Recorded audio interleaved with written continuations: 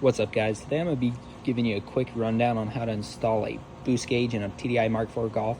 I'm going to be using the GlowShift 3-in-1 combo gauge as I plan on hooking up my EGT and also a oil temperature sensor on my Golf.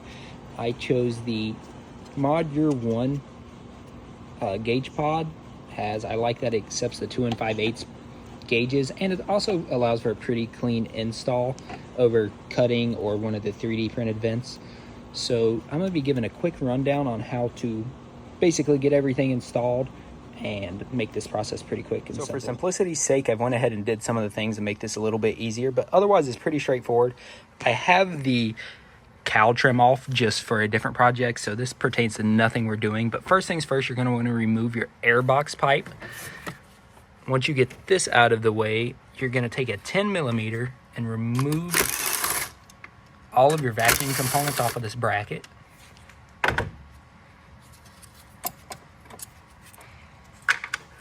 And once this is moved out of the way, you'll be able to slip this off and pull it forward. And once this is out of the way, you'll notice back here at the back, there's a hole, which I've already popped. There should be a rubber grommet in the hole. I've already popped it out, and I have a flashlight on the inside just to kind of give you guys an idea, an easier way to see this. But I will also show it to you guys from the inside.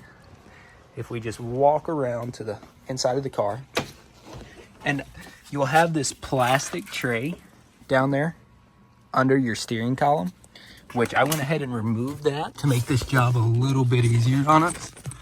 But if you go all the way over, you'll get right above the gas pedal. You'll look up and there'll be a little hole, which will be where that grommet will be. And all you got to do is take it with your finger and push it out. And with a flashlight, then you'll be able to find that hole from the inside of the engine bay, just looking at the firewall. Back up under the engine bay, you can still see the light to the firewall, which is where you guys should be at now. I have my 3 wires that are going to go to my gauge. I'm going to get these fished into the firewall. That way I can get them hooked up to the gauge. So for my gauge, it's going to be using electrical components. Depending on the type of gauge you have, you may be running a clear or black vacuum line to your gauge just to hook up the boost. But if you're using this gauge, you have the 3 different wires, one for your EGT, one for your boost, and then the other one can be used for any temperature, water, transmission, or preferably what I'm going to do is I'm going to hook it up to the oil. But if you're just hooking up a boost gauge, should be pretty straightforward with 1 vacuum line. After we get these ran through, I'll show you what step you should be at next. So we're back inside of the car. We have plenty of the wire pulled out. That way we're going to be able to get it up to our vent pod here. So you're going to want to fish it along up under, making sure not to get anything really caught by any of the pedals. I like to bring everything here to the front, and I will zip tie it after I get it there. And you're just pretty much going to run it over, and then you should be able to fish it straight up here in front of these relays and come right out of that gauge pod. All right, once you have your wires ran, we're going to be either installing our electrical sensor for the boost, or otherwise you're going to be installing a barb that you're going to hook your vacuum line to. And for me, I have my EGR deleted, so I have this really handy plate right here I'm going to remove, and I'm just going to tap it. I believe it is a 1/8 inch by 27 MPT tap. And I'm just going to put my sensor right smack in the middle of this. But otherwise, if your EGR is not deleted yet, you can tap into this intake anywhere right here. I highly recommend you have a shop vac on hand, and maybe even take the EGR valve out right here to have a shop vac in there to make sure you don't drop any chips down into your motor, because obviously that's not going to be very good for it. And another tip too is when you're tapping the actual hole, put a little bit of grease on it and it'll catch any of the chips and keep it from falling farther down into the intake. We now have our EGR plate off. I took it and drilled and tapped it. I used a 21/64 drill bit with the 1/8 MPT 27 tap. Got this installed. Don't have it quite bottomed out, as obviously I want the MPT threads to seal pretty good. I'm going to get this bolted back on the car, and then we'll go from there. So now hardwiring the gauge into the car to make all of the lights and everything work is pretty much going to be the last thing you're doing. So with the GlowShift gauge, my white wire is going to be my ignition power wire. My orange wire is going to be my dimmer switch wire, which at nighttime will allow the gauge to get brighter or dimmer. My red wire is going to be my constant power wire, and then my black wire is going to be my ground. I pretty much set everything up already, that way it's easier to go in the car. I'll show you where the constant power and the ground go, and I will show you where I am using these plugins, and I tap the wires with these T-taps right here. You can get them on Amazon or other places. Just fit this right onto the wire. Probably not the best thing you could do, but it will work for this application.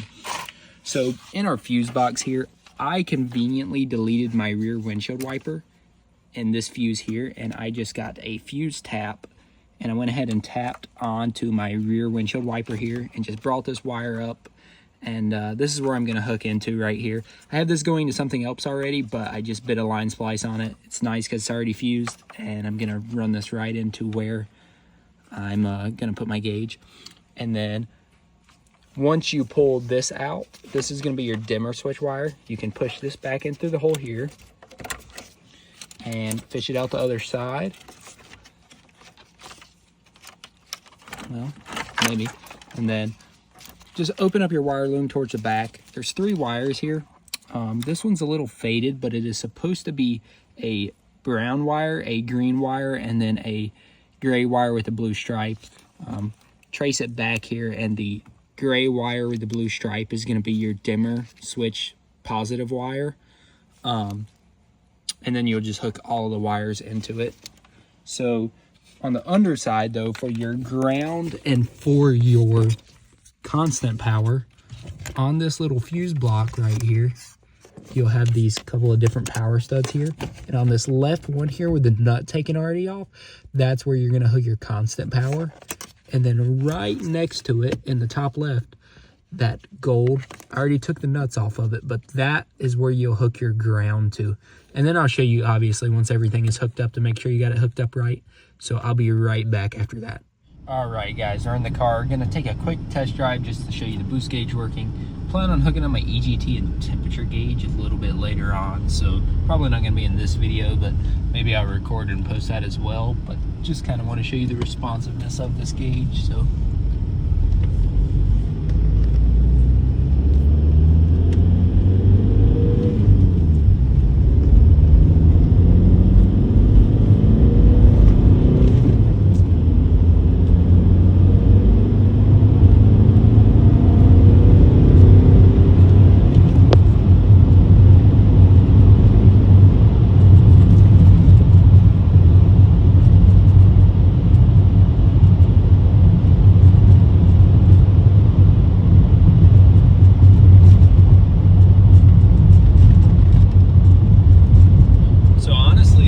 responsive, at least I'm happy with it for being an electronic sending unit for the boost gauge. You know, I don't really think there's much of a delay, but you guys let me know what you think, and I'll catch you in the next one.